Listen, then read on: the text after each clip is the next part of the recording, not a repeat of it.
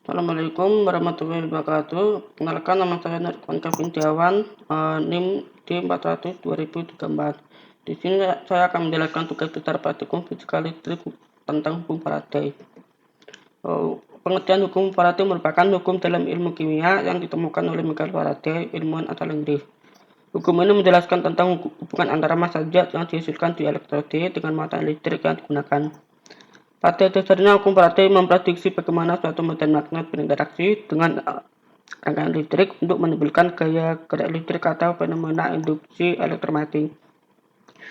Hukum induksi Faraday adalah hukum dasar elektromagnetisme yang memprediksi bagaimana medan magnet berinteraksi dengan rangkaian listrik untuk menghasilkan gaya gerak listrik, fenomena yang disebut sebagai induksi elektromagnetik.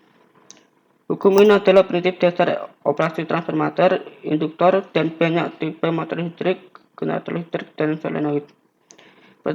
Persamaan Maxwell-Faraday adalah generalisasi hukum Faraday dan membentuk satu dari 4 persamaan Maxwell. Hukum Faraday menyatakan gaya gerak listrik terinduksi pada rangkaian tertutup sama dengan negatif berat perubahan flux magnetik terhadap waktu dalam rangkaian. Hukum Faraday ini hanya berlaku ketika rangkaian tertutup adalah loop kawat yang sangat tipis. Pembagian hukum Faraday. Hukum Faraday terbagi menjadi dua jenis, yaitu hukum Faraday 1 dan hukum Faraday 2. Agar lebih jelas, mari simak bunyi dan rumus hukum Faraday berikut ini. Hukum Faraday 1 berbunyi massa zat yang dihasilkan W pada suatu elektroda selama proses elektrolisis berbanding lurus dengan muatan listrik yang digunakan. Secara sistematis, hukum Faraday 1 dapat disimpulkan dengan persamaan berikut. W sama dengan Q. Keterangannya, W sama dengan massa zat, Q sama dengan muatan listrik dalam elektron. Jumlah muatan listrik yang dipakai Q sama dengan hasil kali antara kuat arus listrik I dan selang waktu T. Untuk secara sistematis, Q sama dengan I kali T. Keterangannya, I sama dengan arus listrik atau ampere, T sama dengan waktu atau detik. Dengan kata lain, persamaan di atas dapat dirumuskan sebagai berikut. W sama dengan I kali TA. Hukum Faraday 2 berbunyi massa zat yang dihasilkan pada suatu elektroda selama elektrolisis berbanding lurus dengan massa ekivalen zat tersebut. Secara sistematis, hukum Faraday 2 dapat disimpulkan dengan persamaan berikut.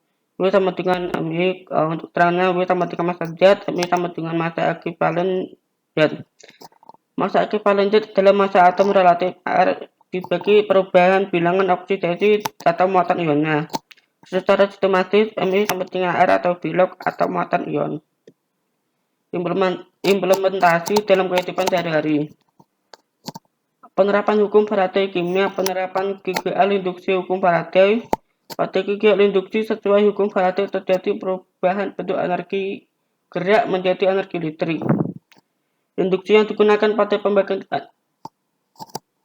energi listrik. Pembangkit energi listrik yang menerapkannya adalah generator dan dinamo. Di dalam generator dan dinamo terdapat kumparan dan magnet. Kumparan atau magnet berputar menyebabkan terjadi perubahan jumlah garis-garis gaya magnet dalam kumparan. Perubahan tersebut menyebabkan terjadinya GGL induksi pada kumparan. Energi mekanik yang diberikan generator dan dinamo diubah dalam bentuk energi gerak rotasi. Hal itu menyebabkan GGL induksi dihasilkan secara terus-menerus dengan pola yang berulang secara periodik. Deskripsi penunjang materi. Di bidang fisika, hukum Faraday memungkinkan kita untuk menetapkan fenomena makroskopik induksi elektromagnetik. Hukum ini meneliti tadi tentang medan magnet, elektromagnetisme, dan elektrokimia. Berdasarkan karya Michael Faraday pada tahun 1831, itu adalah hukum moderasi yang berarti menjelaskan efek berlawanan dengan penyebabnya. Berkat hukum Faraday, seperangkat hukum diusulkan yang mampu mengukur jumlah energi yang ditemukan di elektroda melalui pemisahan melalui listrik.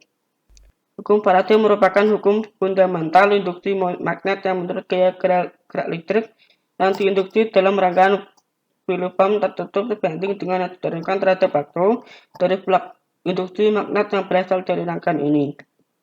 Percobaan Faraday telah memperlihatkan di tahun 1820 bahwa sebuah arus listrik dapat mempengaruhi jarum sebagai kompas. Faraday menarik hipotesis bahwa jika sebuah arus dapat menghasilkan medan magnet, maka sebaliknya sebuah medan magnet pun dapat menghasilkan arus. Konsep medan pada saat itu belum dikenal, dan sasaran Faraday telah membuktikan bahwa sebuah arus dapat dihasilkan dari magnetisme. Dia berkutat seputar permasalahan ini secara putus sambung selama periode waktu 10 tahun, hingga akhirnya berhasil tahun 1981. Ia melilitkan dua kumparan yang terpisah ke ujung-ujung kumparan sebuah toroida besi yang sama, kemudian menyambungkan sebuah galvanometer ke ujung-ujung kumparan yang satu membentuk rangkaian tertutup pertama dan sebuah baterai ke ujung-ujung kumparan lainnya membentuk rangkaian tertutup kedua. Setelah rangkaian yang tersambung ke baterai tertutup, pada itu memperlihatkan terjadinya penyimpangan sesaat pada jarum galvanometer. Penyimpangan serupa ke arah yang berlawanan terjadi ketika baterai dilepaskan dari rangkaian. Percobaan ini adalah eksperimen pertamanya yang melibatkan medan magnet yang berubah arah, dan hal ini diikuti oleh pembuktian Faraday bahwa sebuah medan magnet bergerak atau sebuah kumparan bergerak juga akan mengakibatkan simpangan pada jarum galvanometer. Karena arus yang ditemukan disebabkan oleh induksi, maka arus tersebut dinamakan sebagai arus induksi. Sedangkan induksi yang menyebabkan arus induksi disebut induksi elektromagnetik. Arah arus induksi dapat ditentukan dengan menggunakan hukum Lorentz yang berbunyi arah arus induksi di dalam sebuah pengantar selalu demikian, sehingga menghasilkan medan magnet yang menentang perubahan garis gaya atau sebab-sebab yang menimbulkannya. Sehingga yang pertama, jika kumparan didekati dengan kutub utara planet, maka terjadi arus induksi yang arahnya berlawanan dengan arah putaran jarum jam. Yang kedua, jika kutub utara medan magnet dijauhkan dari kumparan, maka arah arus induksinya sama dengan arah putaran jarum jam. Yang ketiga, jika jumlah garis gaya magnet yang masuk ke dalam kumparan berubah-ubah banyaknya, maka akan terjadi beda potensial antara ujung-ujung kumparan. Beda tegangan yang demikian dinamakan gerak listrik induksi atau gerak induksi. Dan arus yang terjadi disebut arus induksi atau arus imbas. Mungkin sekian dari materi yang saya sampaikan. Apabila ada salah kata, mohon maaf. Terima kasih. Wassalamualaikum warahmatullahi wabarakatuh.